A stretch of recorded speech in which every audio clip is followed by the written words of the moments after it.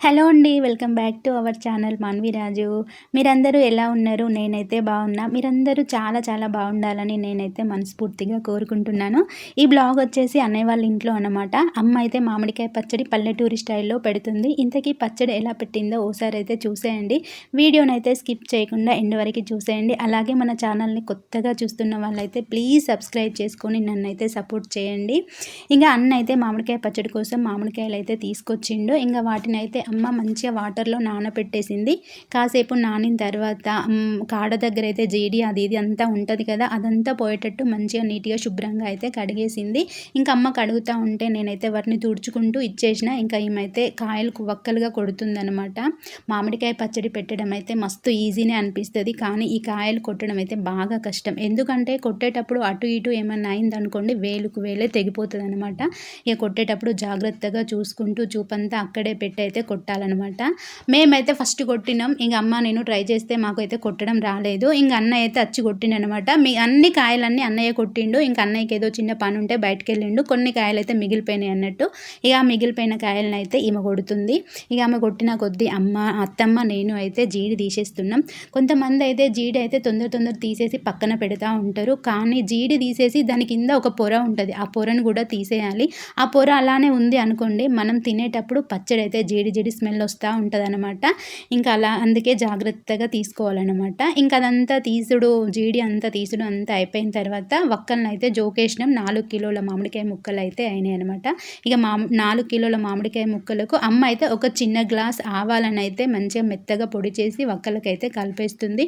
అలాగే ఉప్పు అయితే కిలోకు 1/2 కిలో పోస్తుంది అన్నట్టు అమ్మ. ఇక అలాగే 4 కిలోలు కనుక 1 కిలో ఉప్పు ప్యాకెట్ అయితే మంచిగా కలుపుతుంది. ఆవాలు ఉప్పు 2 వక్కలకైతే మంచిగా పట్టేటట్టు అయితే కలిపేస్తుంది. చూసేయండి.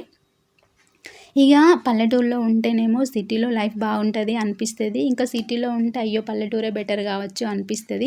ఎందుకంటే పల్లెటూరులోనైతే పచ్చడి పొలాలు, ఎక్కడ చూసినా పచ్చడి పొలాలు, స్వచ్ఛమైన గాలి, బయటికి వెళ్తే ప్రేమగా పలకరించే మనుషులు కనబడతారు. ఇక సిటీలో అయితే ఎక్కడ చూసినా వెహికల్ సౌండ్స్, పెద్ద పెద్ద బిల్డింగులు. మనం బయటికి వెళ్తే ఎవ్వరికీ తెలియదు. ఎవరి పని వాళ్ళు బిజీగా ఉంటారు కదా. ఇక ఇంతకీ మీకు పల్లెటూరు అంటే ఇష్టమా, సిటీ అంటే ఇష్టమా కామెంట్ అయితే చేయండి. ఇక నాకైతే పల్లెటూరు అంటేనే ఇష్టం. అలా అని సిటీ అంటే ఇష్టం లేదని కాదు. నేను పుట్టింది, పెరిగింది, ఉంటున్నది అంతా పల్లెటూరులోనే కనుక నాకు పల్లెటూరు అంటే ఇష్టం అనమాట.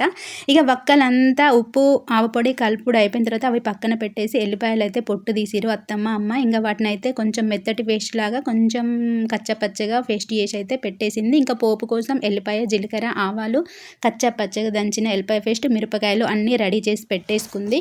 ఇంకా మామిడికాయ పచ్చడి పోపు చేయడానికి గానుగలో పట్టిన పల్లి నూనెతో అయితే మస్తు టేస్ట్ ఉంటుందని అన్నయ్య అయితే పల్లి నూనె తేవడానికి వెళ్ళిండు. కానీ ఆ షాప్ మూసేసి ఉందట.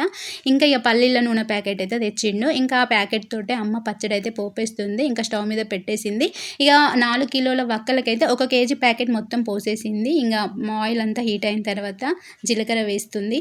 జీలకర్ర మొత్తం వేగిన తర్వాత ఆవాలు వేయాలట అమ్మ చెప్పింది. మనమైతే మామూలుగా కూర వండేటప్పుడు జీలకర్ర ఆవాలు ఒకేసారి వేస్తాం కదా, కాదు. ఇప్పుడు పచ్చడి పెట్టేటప్పుడు అయితే జీలకర్ర వేసి మంచిగా వేగిన తర్వాత ఆవాలు వేయాలి. ఇంకా ఆవాలు కూడా వేగిన తర్వాత కచ్చా పచ్చగా దంచుకున్న ఎల్లిపాయ పేస్ట్ని అయితే వేయాలి. ఎల్లిపాయ పేస్ట్ని కూడా ఒకేసారి వేయొద్దు.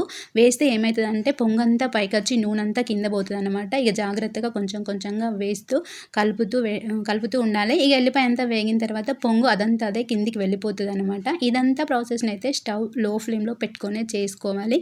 ఇంకా ఎల్లిపాయ అంతా వేగిన తర్వాత ఎండుమిరపకాయలు కూడా వేయాలి. ఇంక ఎండుమిరపకాయలు కూడా వేగిన తర్వాత కొంచెం మెంతి పొడి అయితే వేసి ఇంకా స్టవ్ ఆఫ్ చేసుకోవడమే అనమాట. మెంతి పొడి వేసే చిన్న క్లిప్ అయితే మిస్ అయిపోయింది.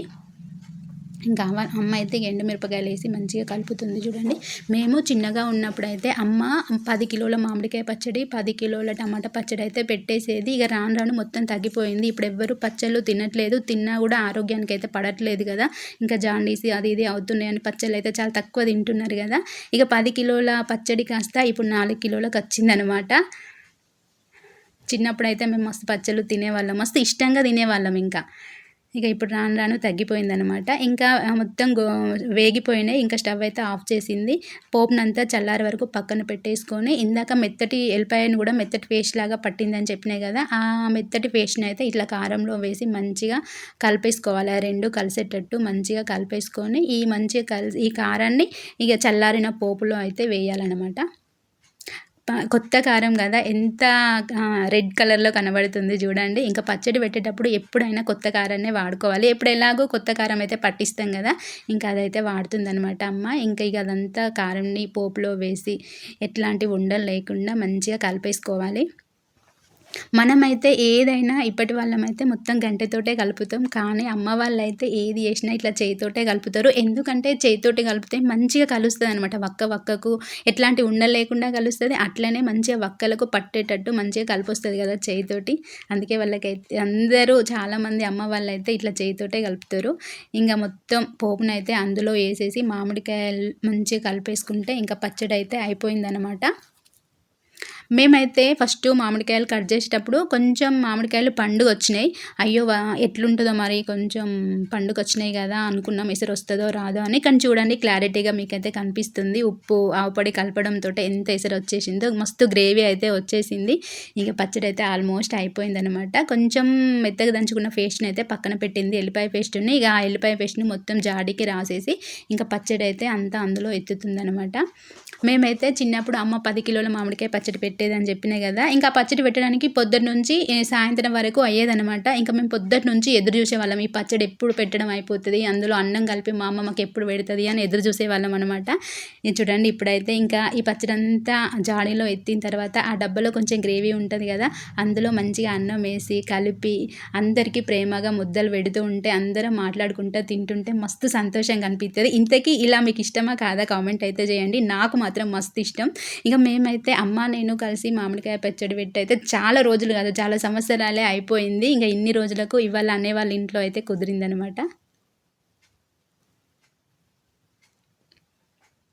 ఇంకా అమ్మ అయితే అందరికీ కలిపి ప్రేమగా ముద్దలు పెడుతుంది. అందరం అయితే హాయిగా తినేస్తున్నాం.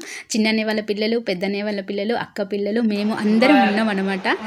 ఇంకా అందరం అయితే ఇక కడుపు నిండా తినేసినాం. పచ్చడి పెట్టడం, తినేయడం 2 అయిపోయిందనమాట. ఇంకా పచ్చడి ఎట్లుంది అంటే సూపర్ ఉంది అనమాట. అమ్మ పెట్టిన వంటకి ఇంకా వంకేముంటుంది చెప్పండి.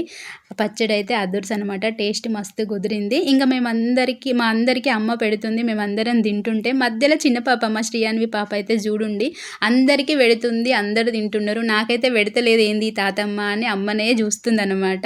కానీ కారంగా ఉంటుంది కదా, మళ్ళీ పిల్లలు ఏడుస్తారు కదా అనేసి ఇంక అమ్మ అయితే పెట్టలే అనమాట. ఇంకా లాస్ట్‌కి అయితే ఒక చిన్న ముద్ద పెట్టి చూద్దామని అయితే పెట్టి చూసినాం. ఒక చిన్న ముద్ద పెట్టి చూసినాం. ఇంకా చూడండి ఎలా వీడియోకి కూడా చూపించుకుంటూ ఎలా తింటుంది చూడండి, ఎంత క్యూట్‌గా ఉందో కదా! ఎలా ఉందిరా శ్రీయాన్వి పాప అంటే సూపర్ ఉంది అని చెప్తుందనమాట. ఇక ఇలా అన్నయ్య వాళ్ళ ఇంట్లో అయితే పచ్చడి అయితే పెట్టేసినాం. ఇక అమ్మ అయితే అంతా తినడం అంతా అయిపోయిన తర్వాత జాడీకైతే క్యాప్ పెట్టేసి ఒక క్లాత్ కట్టేసి ఇంకా పక్కనైతే పెడుతుందనమాట. ఇంకా ఇదైతే అన్నయ్య వాళ్ళ కిచెన్. ఫస్టే చూపిద్దాం అనుకున్నా కానీ ఇంకా ఈ పచ్చడి మూమెంట్ మీదనే ఉంది కదా, ఇంకా అదే చూపించాననమాట. నెక్స్ట్ టైం అయితే అన్నయ్య వాళ్ళ ఇల్లు కూడా మొత్తం చూపిస్తాను. ఇంతకీ వీడియో ఎలా ఉందో కామెంట్ అయితే చేయండి. ఉంటా మరి, బాయ్ బాయ్.